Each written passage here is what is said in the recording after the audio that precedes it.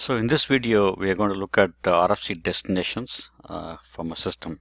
So RFC destination could be a critical risk from cyber security angle, right? Because the RFC destinations is the location where traffic goes out and in and comes into the SAP system. That's the exit point, entry point from and to the SAP system. So we want to understand how many RFC destinations are there. So we go to /SE16. We put in table RFC destination. Okay. So this table contains all the RFC destinations which are configured in the system.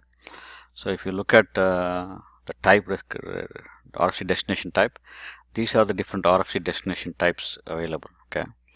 So ABAP connection is basically an ABAP to ABAP system. HTTP and an external server. These are the two connections which are very critical. Okay. So you want to make sure you understand how many connections are available. Okay. So click on number of entries.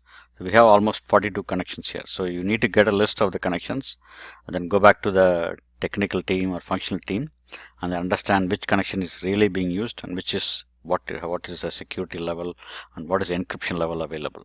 Okay. So let's go back. So I'm also going to go and show you there's a RFC Destination Talk. So this table contains the description about all the RFC connections. So if I want to just pick English, okay, and click a number of entries. So there are 31 entries. So this gives you the description about the RFC connections. So these tables will be very useful for an auditor or who is doing a cyber security assessment on the system to understand how many RFC destinations are available and what are being used and what kind of security and encryptions are available. Thanks for watching the video. Please click on the link below to download the videos or helpful guides. Thank you.